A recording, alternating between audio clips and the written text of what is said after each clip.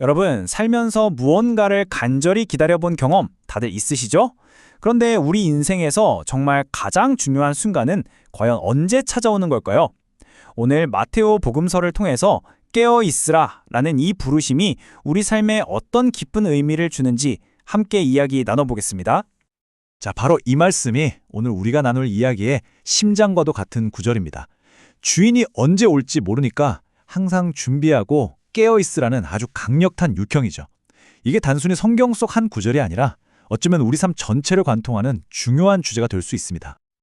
근데 깨어있으라는 말, 이게 대체 무슨 뜻일까요?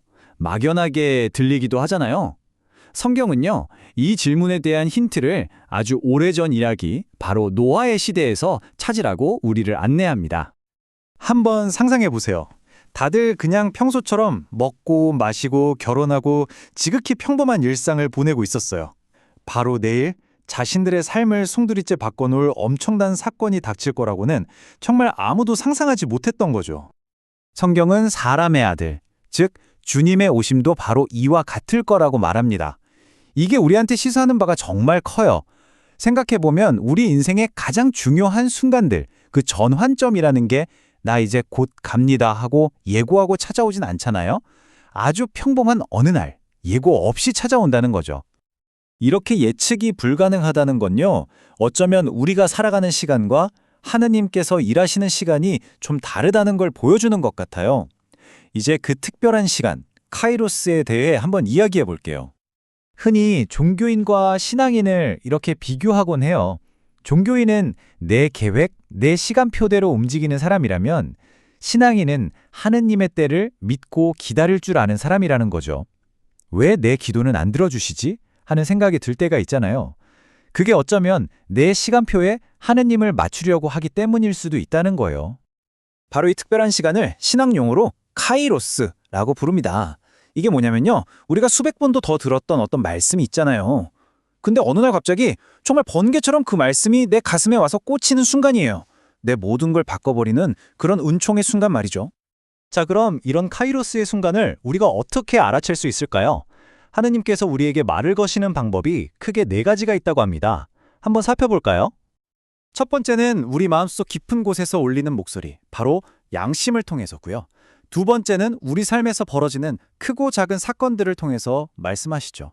세 번째는 물론 이 거룩한 성경 말씀을 통해서입니다. 그리고 마지막 4번째가 어쩌면 가장 강력히 한 통로일 수 있는데 바로 우리의 고통을 통해서입니다.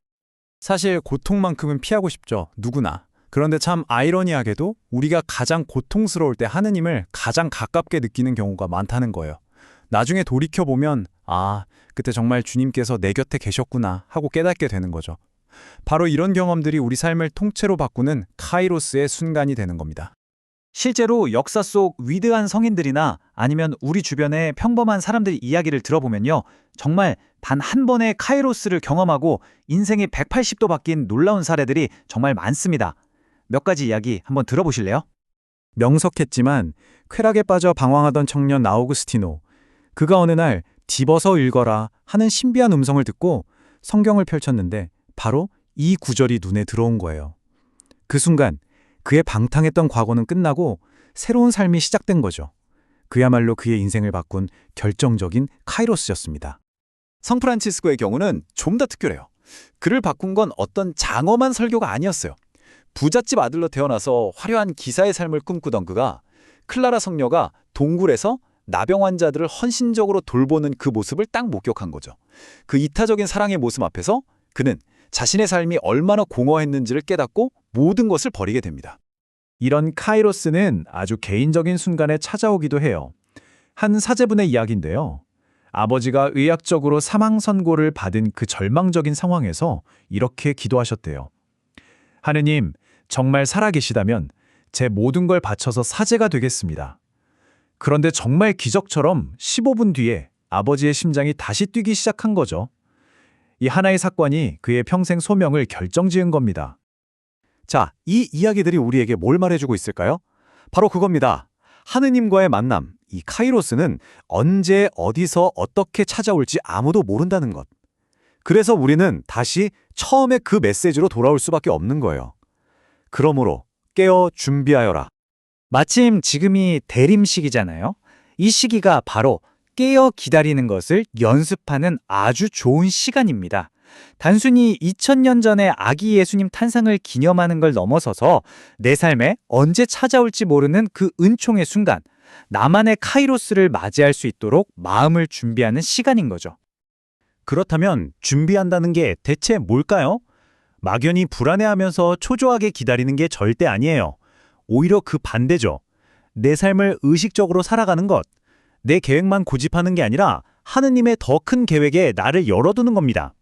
그리고 중요한 건 하느님은 내가 원할 때가 아니라 그분께서 원하실 때 오신다는 걸 받아들이는 거죠. 이게 바로 깨어있는 자세입니다. 자, 이제 마지막으로 여러분 자신에게 한번 조용히 질문을 던져보셨으면 좋겠습니다. 내 인생의 카이로스는 언제였을까? 스쳐 지나갈 수도 있었던 어떤 말이나 사건이 내 마음을 관통해서 나를 완전히 다른 사람으로 만들었던 그 은총의 순간, 혹시 기억나시나요? 그 순간을 다시 한번 떠올려 보면서 앞으로 우리에게 다가올 또 다른 카이로스를 기쁘게 맞이할 수 있는 우리가 되었으면 좋겠습니다.